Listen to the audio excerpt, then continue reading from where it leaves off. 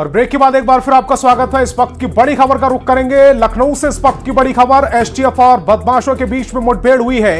इनामी बदमाश सुमित सिंह ढेर कर दिया गया है। मऊ का रहने वाला था सुमित, फिलहाल बिहार में रह रहा था।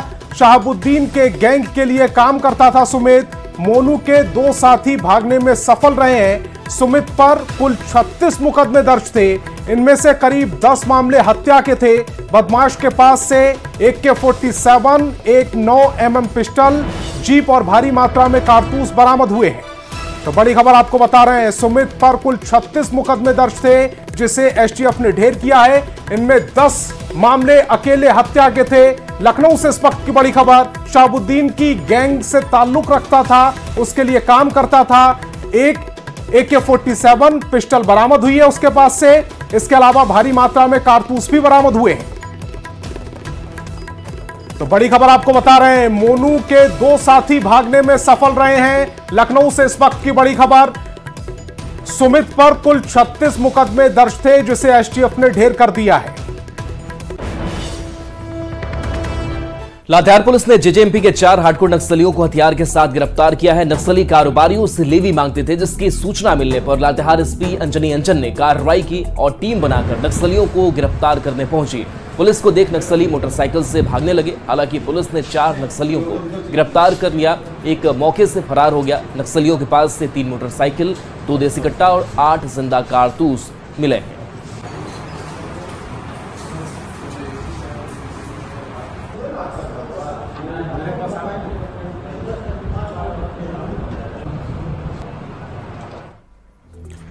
बिहार के उप मुख्यमंत्री और बीजेपी के प्रदेश अध्यक्ष सम्राट चौधरी आज अयोध्या जाएंगे। सम्राट चौधरी पगड़ी उतारने के लिए अयोध्या जा रहे हैं। बताया जा रहा है कि अयोध्या में वे प्रभु श्री राम की प्रतिमा के दर्शन पूजन के बाद अपना मुंडन भी कराने वाले हैं। सम्राट चौधरी करीब 21 महीने बाद अपनी पगड़ी उतारेंगे। बिहार में एनडीए की सरकार बनने के बाद उन्होंने कहा था कि वे अयोध्या जाकर अपनी पगड़ी खोलेंगे और उसे श्री राम के चरणों में समर्पित करेंगे।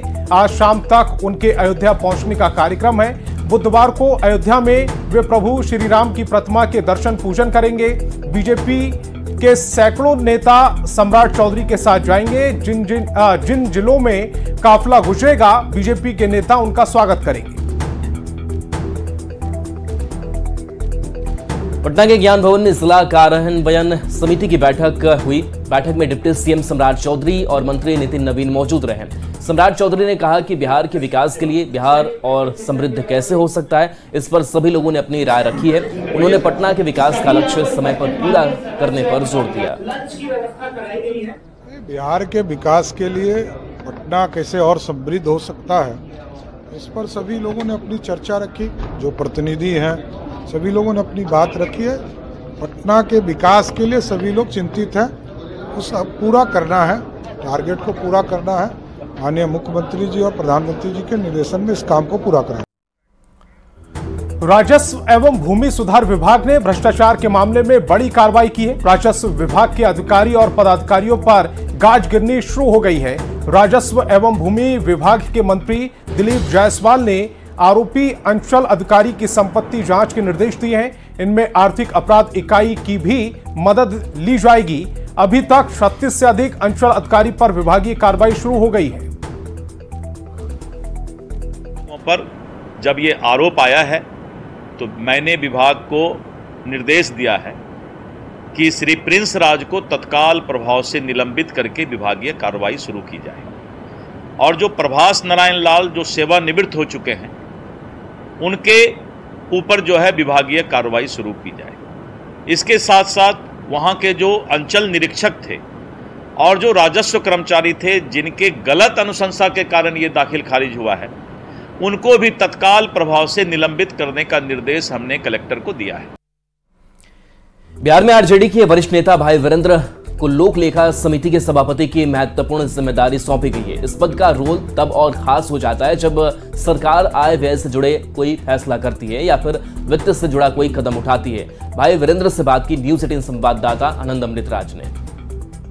इस वक्त हमारे साथ मौजूद हैं लोक लेखा समिति के सभापति भाई वीरेंद्र। सर, आपको एक बड़ी जिम्मेदारी मिली है, क्या कुछ रहेगा आपका?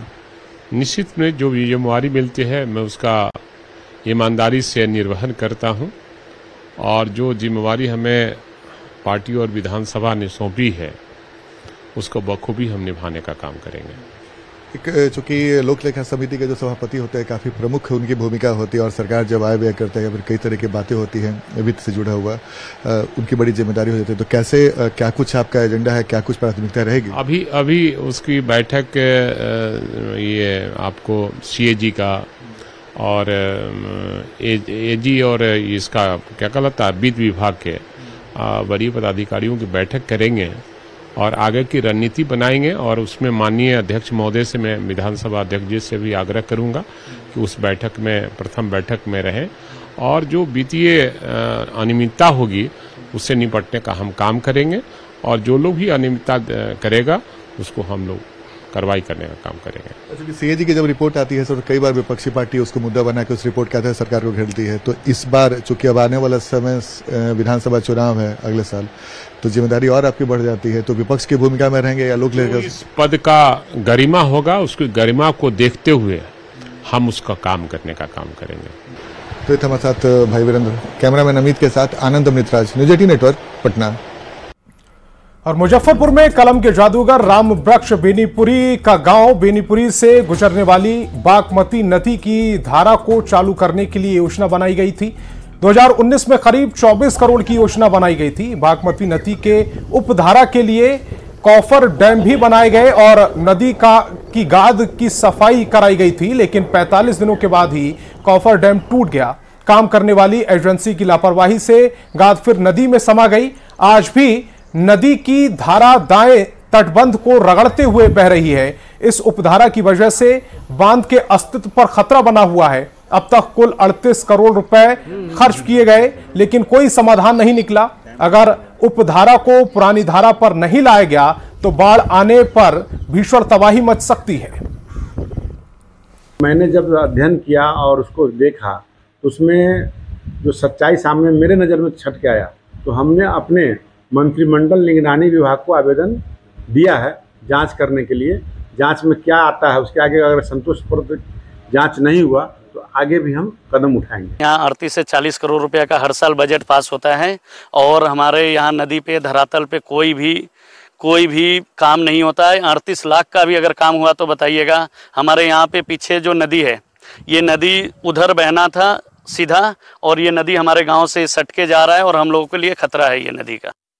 मुजफ्फरपुर के औराई इलाके के बेनीपुरी गांव, जो कि कलम के जादूगर रामवृक्ष बेनीपुरी का जन्मस्थली गांव है, उस गांव में बागमती नदी से बाढ़ का खतरा हर साल बना रहता है। लेकिन इस गांव से जुड़ा एक मामला सामने आया है और इस मामले को कोई और नहीं बल्कि यहां के स्थानीय विधायक बीजेपी के विधायक रामसूरत राय ने ही उखाड़ा है। दरअसल बागमती नदी को मुख्य धारा में लाने के लिए करीब 38 करोड़ रुपए अब तक खर्च कर दिए गए हैं, लेकिन आज भी बागमती नदी जो है वह मुख्य धारा में न बहकर उपधारा में बह रही है। और इसको लेकर 2019 में पहली बार 24 करोड़ रुपए का आवंटन किया गया था, लेकिन पैसे खर्च हो गए, काम कुछ नहीं हुआ। थोड़ा बहुत काम हुआ, एक कॉफर डैम भी बनाया गया, वह भी क्षतिग्रस्त हो गया, कुछ ही दिनों में टूटकर गिर गया। इसके बाद फिर 4 करोड़ रुपए की का आवंटन किया गया। उसके बाद फिर 10 करोड़ रुपए का आवंटन किया गया, यानी कुल मिलाकर 38 करोड़ रुपए का आवंटन किया गया। और यह कहा गया कि बागमती की जो धारा है वह उपधारा के बजाय अब मुख्य धारा में बहेगी, लेकिन आज तक यह नहीं हो सका है। आज भी उपधारा में बागमती नदी बह रही है। ऐसे में एक बार फिर से वहां पर बाढ़ को लेकर दहशत का माहौल है। इसको लेकर खुद यहाँ के जो स्थानीय विधायक है पूर्व मंत्री रामसूरत राय, उन्होंने इसको लेकर पत्र लिखा है और अब देखने वाली बात होगी कि इस मामले को लेकर आगे क्या कुछ होता है। मुजफ्फरपुर से न्यूज 18 के लिए प्रियांक सौरभ। नेपाल में हो रही बारिश का असर बिहार में दिखने लगा है। पूर्वी चंपारण में बागमती के साथ साथ अब बूढ़ी गंडक नदी का जलस्तर भी बढ़ने लगा है, जिससे कटाव का खतरा बढ़ गया है। अगर समय रहते ध्यान नहीं रखा गया तो आने वाले समय में काफी नुकसान का सामना करना पड़ सकता है। नेपाल में हो रही भारी बारिश का असर अब पूर्वी चंपारण में भी देखने को मिल रहा है। देखिए, ये बूढ़ी गंडक नदी की तस्वीर है और अमूमन इन नदियों में काफी जलस्तर कम था, लेकिन नेपाल में हो रही बारिश का असर साफ तौर पे दिख रहा है कि नदी के पानी का बहाव जो है वो काफी तेज हो गया। जो जलकुंभी है, जो उन इलाकों से जलकुंभी भी नदी में जो है वो तैर के आ रही है। और खासतौर पर बाढ़ को लेकर अभी तक कोई बेहतर व्यवस्था जो है वो नहीं की गई है। देखिए ये तस्वीर जो है ये चकिया की तस्वीर है और यहीं पर अमूमन नदी का कटाव जो है वो इस तरफ होता है। और खासतौर पर जो नदी की जो धारा है वो बिल्कुल जो है एकदम सट गई है। तो वैसी स्थिति में जो है कटाव की स्थिति उत्पन्न हो सकती है। लगातार जल स्तर बढ़ रहा है, तो वैसी स्थिति में पुल के जो है पाए हैं वहां पे भी कटाव का खतरा जो है वो बढ़ता हुआ दिख रहा है, क्योंकि धारा को मोड़ने के लिए बैग में मिट्टी डालकर जो है वो बैग डाला गया था। लेकिन अब जो है इस साल कुछ बेहतर पहल जो है वो पहले से नहीं की जा रही है। तो आने वाले समय में अगर जल स्तर यूं ही बूढ़ी गंडक का बढ़ता रहा तो हमें लगता है कि बाढ़ जैसी स्थिति उत्पन्न हो जाएगी और लोगों के लिए समस्या भी खड़ी होगी, क्योंकि कई इलाके हैं पूर्वी चंपारण के मधुबन, पकड़ीदयाल, चकिया, मेहसी, इन तमाम जो ये प्रखंड है वो जो है कटावग्रस्त इलाके में आते हैं। तो अगर पहले से ही तैयारी नहीं की गई तो हमें लगता है कि आने वाले समय में काफी परेशानी का सामना भी लोगों को जो है वो करना पड़ सकता है। और जिस तरह से जलस्तर में लगातार बढ़ोतरी हो रही है, ये चिंता के लिए, सभी के लिए चिंता की घड़ी है। मनीष कुमार, न्यूज 18, पूर्वी चंपारण। बिहार में मानसून दस्तक दे चुका है, लेकिन सीवान में भीषण गर्मी और तेज धूप से लोग परेशान हैं। सीवान में तापमान 35 डिग्री के आसपास है और लोग अभी भी बारिश का इंतजार कर रहे हैं। 2 दिन पहले हल्की बारिश से सीवान के लोगों को थोड़ी राहत जरूर मिली थी। तेज धूप होने की वजह से लोग गर्मी से परेशान हैं। शहर का दाहा नदी पुल का जायजा और आने वाले लोगों से बात की न्यूज 18 संवाददाता मृत्युंजय सिंह ने। बिहार में मानसून दस्तक दे दिया है। कई जिले में झमाझम बारिश हो रही है, तो वहीं सीवान में उमस भरी गर्मी लोगों को परेशान कर दिया है। सीवान के लोग बारिश के इंतजार में हैं, तो वहीं भीषण गर्मी से लोग परेशान हैं। टेम्परेचर 35 के पार है। ऐसे में आने जाने लोगों को काफी परेशानी का सामना करना पड़ रहा है। क्या स्थिति है सीवान की? धूप बहुत पड़ता ना, गर्मी से बहुत लोग परेशान बा ना, ये बारिश होता नहीं है। हाँ, काफी धूप लग रहा है। हाँ, क्या परेशानी हो रही है? धूप से, गर्मी से बहुत लोग गर्मी से एथी हो जाता रहे, बेहोश हो जाता रहे। क्या नाम है आपका? सुरेंद्र राम। तो सीवान में देखा जाए तो 2 दिन पहले हल्की हल्की बारिश हुई थी, लेकिन अब लोग काफी परेशान है। कुछ और लोग जाने की कोशिश करेंगे। क्या है, उमस गर्मी है काफी? हाँ, बहुत गर्मी है, परेशानी है एकदम बहुत। बारिश का क्या स्थिति है? बारिश देखिए, बारिश संभावना है, देखिए होगा कि नहीं होगा। संभावना है जी जी। अभी बारिश हो रही है? नहीं, बारिश नहीं हो रही है। देख सकते हैं लोग बारिश से काफी परेशान है। क्या कहेंगे आप बारिश को लेकर? अरे हम लोग तो रातों दिन दुआ करते रहते हैं कि बारिश हो जाए, मगर जी कहीं हो रहा है, कहीं नहीं हो रहा है। सीवान में नहीं हो रहा है? सीवान में तो 1-2 रोज हुआ, बाकी अब तो बहुत ज्यादा गर्मी है। बारिश का इंतजार है? जी, इंतजार है। क्या नाम है आपका? मोहम्मद मोइनुद्दीन नाम है। तो आप देख सकते हैं, चूंकि सीवान के लोग बारिश का इंतजार कर रहे हैं। भीषण गर्मी है, कई जिले में झमाझम बारिश हो रही है, तो वहीं सीवान में उमस भरी गर्मी और धूप लोगों को परेशान कर दिया है। मृत्युंजय सिंह, न्यूज 18 सीवान। मुजफ्फरपुर में नेटवर्किंग कंपनी में नौकरी के नाम पर लड़कियों के यौन शोषण का आरोप लगा था। इस मामले में पुलिस ने खुलासा करते हुए बताया कि एक लड़की के साथ एक घटना हुई थी और उसके मुख्य आरोपी को गिरफ्तार कर लिया गया है। अब इस मामले में राजनीतिक दल भी कूद पड़े हैं। माले के नेता इस मामले में शामिल लड़कियों को लेकर पटना पहुंचे और मीडिया के सामने उन्हें पेश किया। अय्यापुर थाने में अब तक 3 लड़कियों के बयान दर्ज किए गए हैं। सिटी एसपी ने बताया कि कंपनी के सीएमडी मनीष सिन्हा की गिरफ्तारी का वारंट जारी किया गया है और उसे गिरफ्तार करने की कोशिश जारी है। 3 लड़कियां सामने आई हैं। तीनों लड़कियों का हम लोगों ने वीडियो रिकॉर्डिंग के साथ में स्टेटमेंट किया है और उन्होंने ये दोनों के बीच में जो एक अभियुक्त था और लड़की जो कंप्लेनेंट है, दोनों के बीच में रिलेशन होने की ही बात दोहराई है। कहीं भी यौन शोषण उस तरह का कोई मैटर अभी तक सामने नहीं आया। लड़कों का भी गवाही है, लड़कियों का भी हुआ है। तो किसी ने भी कहीं ये चीज़ एक रैकेट या फिर यौन शोषण, शारीरिक प्रताड़ना, ये सेक्सुअल असॉल्ट, उस तरह का कहीं किसी ने कुछ बात नहीं बोला है। सर, मुख्य आरोपी जो सीएमडी इसके मनीष सिन्हा बताया जा रहा है, उसकी गिरफ्तारी के लिए पुलिस क्या करेगी? बिल्कुल, हम लोग उस पर वारंट लेकर के कार्रवाई करेंगे। बाकी हम लोग भी टीम लगा करके उसकी पहचान करने और गिरफ्तारी के लिए पूरी कोशिश कर रहे हैं। बीते दिनों मुजफ्फरपुर के अहियापुर थाना क्षेत्र से एक मामला सामने आया जिसने सबको चौंका कर रख दिया। एक डीवीआर नेटवर्किंग कंपनी के माध्यम से नौकरी के नाम पर लड़कियों के यौन शोषण का मामला सामने आया था। हालांकि पुलिस पड़ताल में यह मामला जो है सिर्फ एक लड़की से जुड़ा हुआ मिला और इस मामले में मुख्य आरोपी तिलक सिंह की गिरफ्तारी हो चुकी है। वहीं इसके जो सीएमडी है, इस कंपनी के सीएमडी मनीष सिन्हा की गिरफ्तारी के लिए अब पुलिस वारंट लेने की तैयारी में है और उसके बाद उन्हें गिरफ्तार करेगी।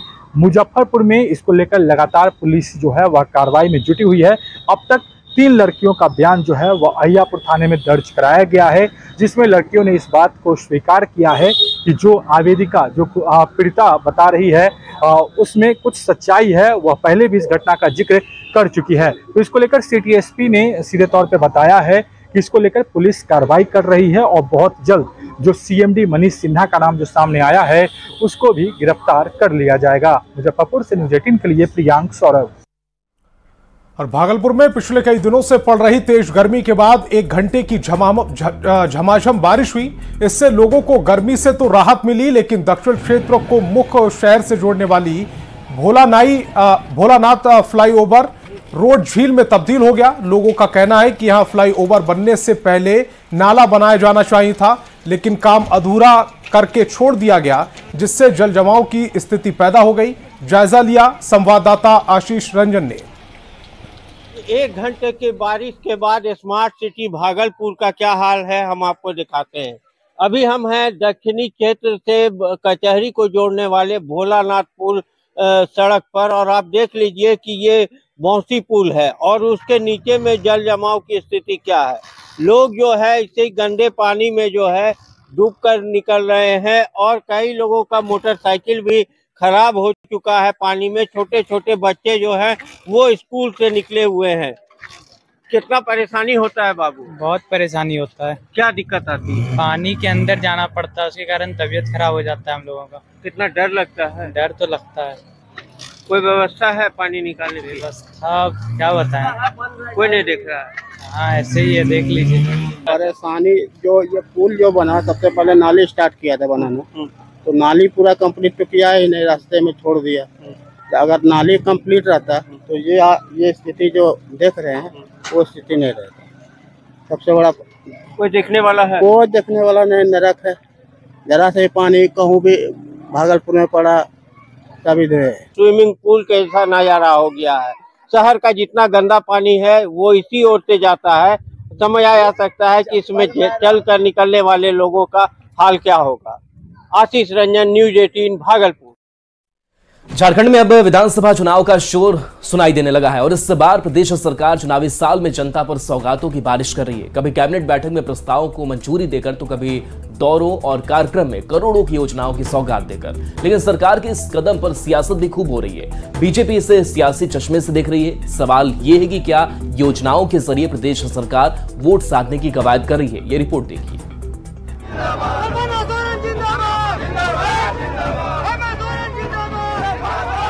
जब मौसम चुनावी हो तो सरकार की योजनाओं की रफ्तार उसके आंकड़ों से झलकने लगती है। झारखंड में भी चंपाई सोरेन सरकार इस वक्त योजनाओं के उड़न खटोले पर सवार नजर आ रही है। राज्य सरकार ने जनता को साधने के लिए डायरेक्ट बेनिफिट प्लान का फॉर्मूला तय कर लिया है, यानी लाभुक को सरकार की योजना का सीधा और सरल तरीके से लाभ। प्रदेश सरकार ने इसके लिए योजनाओं की बौछार कर दी है, जिसमें सबसे बड़ी योजना है राज्य में 200 यूनिट फ्री बिजली योजना। राज्य के 40 लाख उपभोक्ताओं को इसका सीधा लाभ मिलेगा। मुख्यमंत्री बहन बेटी स्वावलंबन प्रोत्साहन योजना, जिसमें राज्य की 21 साल से ज्यादा और 50 साल से कम उम्र की 40 लाख महिलाओं को हर महीने 1000 रुपए दिए जाएंगे। राज्य में 2 लाख तक किसान ऋण माफी योजना, राज्य के करीब 3 लाख किसानों को इसका सीधा फायदा मिलेगा। हरा राशन कार्ड धारियों को राशन का लाभ दिया जा रहा है। 20 लाख लोगों को अबू आवास योजना का लाभ देने का लक्ष्य रखा गया है। इसके अलावा 38 लाख परिवारों को अब स्वास्थ्य बीमा योजना के तहत 15 लाख तक का इलाज दिया जाएगा। योजनाओं की सौगात से प्रदेश सरकार और इंडिया अलायंस के सभी दल बेहद उत्साहित है, तो वहीं बीजेपी इसको लेकर सरकार पर हमलावर हो रही है। बीजेपी का कहना है कि आखिर योजनाओं की सौगात चुनावी साल में ही क्यों?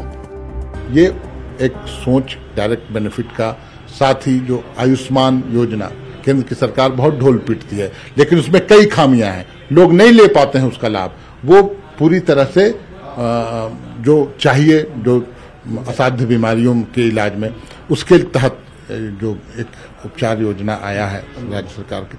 इनको 1500 दिन से ज़्यादा समय लग गया इस विचार करने के लिए कि हमको किसानों के लिए उनको राहत देना है, हमको बिजली के बारे में विचार करना है। उनको भी पता है ये घोषणाएं 1-2 महीना चलेगी या चल भी सकती है, और फिर आचार संहिता का रोना रोकर कहेंगे कि हम तो चालू करना चाहते थे। इसलिए इसी प्रकार का लगातार भ्रम का वातावरण इन्होंने बनाया। नौजवान इस सरकार से मुक्ति चाहते हैं। इससे ऊपर की महिलाओं के लिए तमाम योजनाएं की गई है, लेकिन सवाल है कि आपका डिस्ट्रीब्यूशन सिस्टम वो कितना बेहतर है। वो अगर पाइपलाइन सही नहीं है तो तमाम सारी चीज़ों में भी आप जो डिलीवर करना चाहते हैं वह भी समय से और सही तरीके से नहीं हो पाता है। राज्य सरकार के डायरेक्ट बेनिफिट प्लान को धरातल पर उतारने के लिए अधिकारियों को डेडलाइन दे दी गई है। हालांकि योजनाओं की सौगात से विधानसभा चुनाव का परिणाम कितना प्रभावित होता है, ये तो आने वाला वक्त ही बताएगा। रांची से न्यूज़ 18 संवाददाता अविनाश कुमार की रिपोर्ट। और भागलपुर के इशाक में प्राइवेट नशा मुक्ति केंद्र 3 कमरों में चल रहा है। मधेपुरा के अमरेश की मौत के बाद नशा मुक्ति केंद्र से सभी डॉक्टर और कर्मचारी फरार हो गए थे। पुलिस मौके पर पहुंचकर जांच कर रही है। केंद्र के अंदर नशा मुक्ति के लिए भर्ती 28 मरीज कैद हैं और नशा मुक्ति केंद्र के संचालक फरार हैं, जबकि पुलिस मामले की जांच की बात कह रही है। जायजा लिया न्यूज़ 18 संवाददाता आशीष रंजन ने। बिहार में नशाबंदी के बाद सरकार के द्वारा नशा मुक्ति केंद्र की स्थापना हर एक जिले में की गई। वहीं प्राइवेट में भी नशा मुक्ति केंद्र चल रहा है। इसाकचक थाना क्षेत्र के इसाकचक भोलानाथपुर के पास ये नशा मुक्ति केंद्र चल रहा है। और यहाँ आज एक अमरेश कुमार नामक व्यक्ति जो मधेपुरा का रहने वाला था, उसकी पत्नी श्रुति कुमारी ने यहाँ पर उन्हें भर्ती कराया था, लेकिन देर रात जो है यहाँ से उन्हें सदर अस्पताल ले जाया गया और वहाँ से फिर उनकी मौत हो गई। और मौत के बाद जो है सबको जवाहरलाल नेहरू चिकित्सा अस्पताल में जाके छोड़ दिया गया है। यह नशा मुक्ति केंद्र है और अभी कोई कर्मी नहीं है यहाँ पर, और कुछ लड़के हैं यहाँ पर। कितने लड़के हैं हम बात करते हैं। ये लोग एक तरह से कहा जाए तो कैद में हैं। देख लीजिए ताला लगा हुआ है और अंदर जो है 28 लड़के जो है यहाँ पर कैद हैं। कब से आप लोग बंद हैं? सर मेरा वही 5 मई को आए थे। यहाँ पर रहने वाले का व्यवस्था? रहने का व्यवस्था बेड पे नीचे सुलाता है। कहाँ गया है आप लोग? सब पेशेंट के साथ में। कब गया है? कल रात में 8 बजे कलमसम वो लोग गया है। उसके से कोई नहीं है। आप लोग तब से बंद है एकदम। तो आप देख सकते हैं कुल 28 लड़के यहाँ पर हैं और एक तरह से कहा जाए तो कैद में है। एक व्यक्ति की मौत हुई है और पुलिस जो है यहाँ पर मौजूद है। तो आए हैं देखें अंदर में और लड़के भी बंद हैं। कितने लगभग होंगे सर? तो ताला खुला नहीं, रजिस्टर का है ले जाए पूछताछ के लिए है। यहाँ पर जो सुविधा होनी चाहिए नशा मुक्ति केंद्र में कहीं से नजर नहीं आ रही है। 2 से 3 कमरे अंदर हैं और उसमें 28 लड़के नशा मुक्ति छुड़ाने के लिए, जो नशा को छुड़ाने के लिए भर्ती हैं। अब देखने वाली बात है कि पुलिस क्या कार्रवाई करती है और जिला प्रशासन और स्वास्थ्य विभाग के द्वारा जो है इस तरह के नर्सिंग होम पर क्या कार्रवाई होती है। आशीष रंजन, न्यूज़ 18 भागलपुर। और इस वक्त की बड़ी खबर सामने आ गई है। बारिश को लेकर के अलर्ट जारी किया गया है। मौसम विभाग ने यह अलर्ट जारी किया है। 13 जिलों में भारी बारिश की चेतावनी है। 21 जिलों में भारी से मध्यम बारिश का अनुमान है। बारिश के साथ तेज हवा चलने का अनुमान है। 30 से 40 किलोमीटर प्रति घंटे की रफ्तार से हवा चलने की संभावना है। जमुई, लखीसराय, बांका में भारी बारिश को लेकर के ऑरेंज अलर्ट है। तो पटना, शेखपुरा, नालंदा, मुंगेर, गोपालगंज, सिवान, जहानाबाद, अरवल, बक्सर, भोजपुर में भी येलो अलर्ट जारी किया गया है।